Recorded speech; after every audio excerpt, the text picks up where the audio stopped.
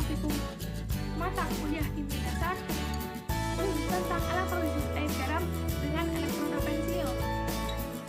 Praktikum ini bertujuan satu, dapat melakukan sebuah praktikum elektrolisis dengan sederhana yang bisa dilakukan secara mandiri dengan alat dan bahan yang mudah ditemukan di rumah. Yang kedua, dapat melakukan sebuah praktikum elektrolisis air garam dengan elektroda pensil. Nah, di praktikum sederhana ini saya menggunakan alat dan bahan. 1. Air dengan nama senyawa H2O. Garam dengan nama senyawa NaCl.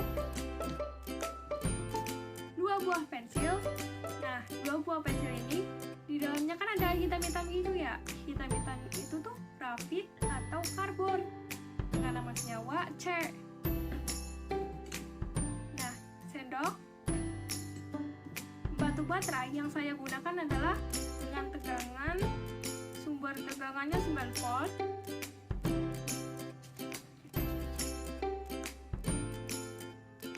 Kabel penjepit buaya,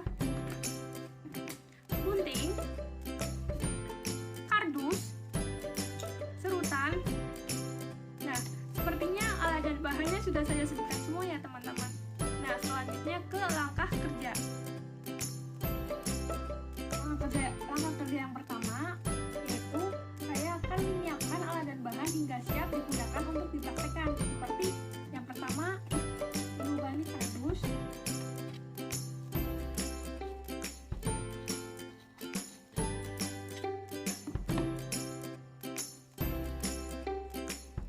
Nah, sepertinya udah. Seperti ini udah. Yang kedua, menyerut 2 buah ujung pensil.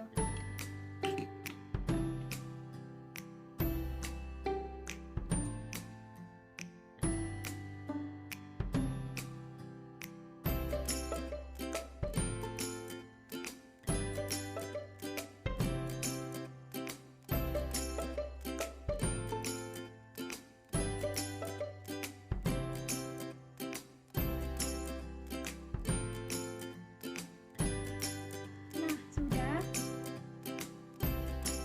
Yang ketiga, masukkan air ke dalam gelas.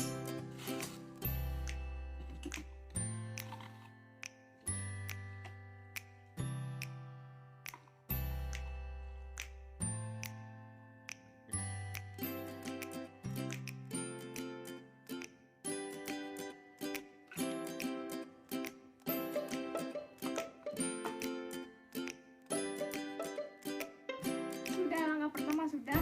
Yang selanjutnya langkah kedua, memasukkan garam kira-kira 1 sendok ke dalam air ke dalam gelas.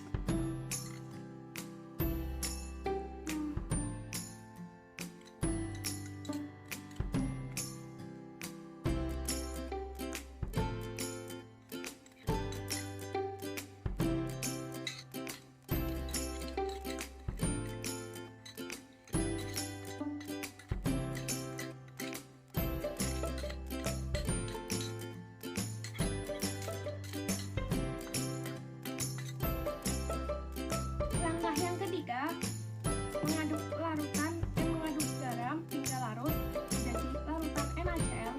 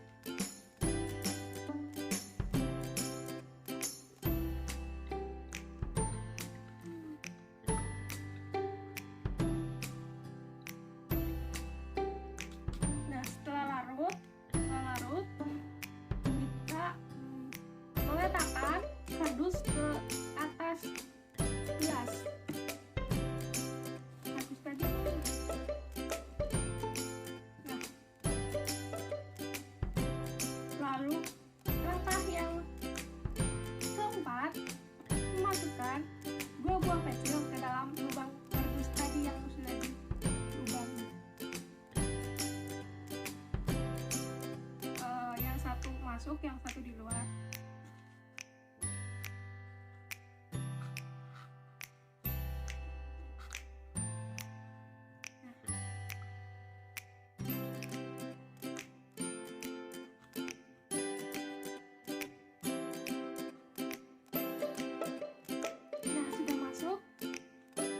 Kerja kelima, saya akan memasangkan dua buah kabel penjepit boya ke baterai, dan saya akan memasangkan yang berwarna merah ke anoda atau kutub positif,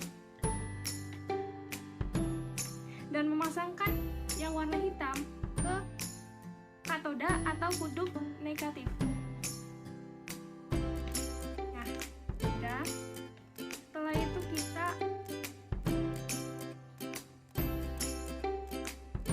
pasangkan ke elektrodanya.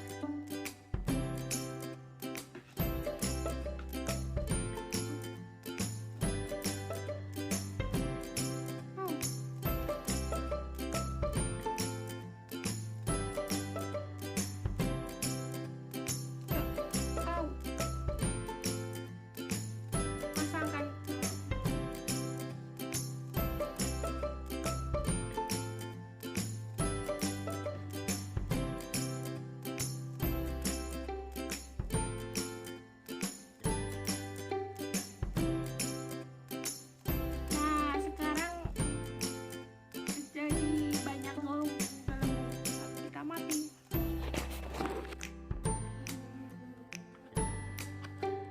Perubahannya muncul dengan cepat sekali. Nah, dengan cepat sekali ini karena elektrolit NaCl itu merupakan elektrolit kuat, dan di elektroda katoda terdapat relatif banyak gelembung gas, dan di elektroda anoda hanya sedikit gelembung gas. Nah, hal ini nanti dijelaskan di pembahasan. Bawa favorit ya. Nah, setelah ini kita ke pembahasan.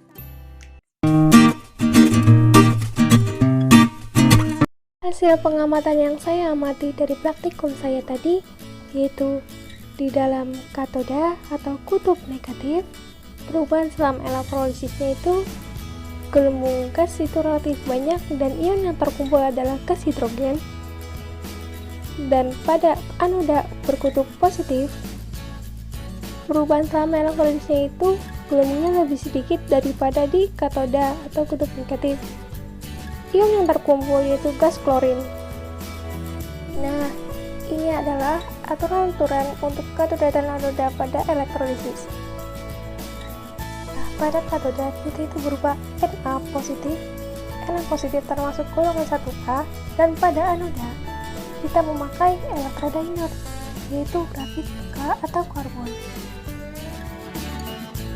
Nah, ini adalah hasil pembahasan dari praktikum saya tadi, dan terkait dengan aturan yang pada slide sebelumnya. Elektroda pada NaCl praktikum ini menggunakan elektroda inert, yaitu grafit atau dengan nama senyawa C. Jadi, berhubung elektroda inert, maka C itu tidak ikut bereaksi. NaCl terurai menjadi Na positif dan Cl negatif. Na positif sebagai kation, Cl negatif sebagai anion. Kation Na positif termasuk golongan 1A, maka tidak mengalami reduksi. Zat yang mengalami reduksi adalah air. Jadi, reaksi yang terjadi di katoda adalah 2H2O direaksikan dengan 2 elektron negatif menjadi 2OH negatif dan H2. Cl negatif adalah ion halida. Pada inert, berbunyi jika anion dari ion halida akan teroksidasi menjadi halogenya, maka Cl negatif itu sendiri yang mengalami oksidasi karena Cl negatif itu merupakan ion halida. Reaksi yang terjadi di anoda adalah 2 Cl negatif menjadi Cl2 dan 2 elektron negatif.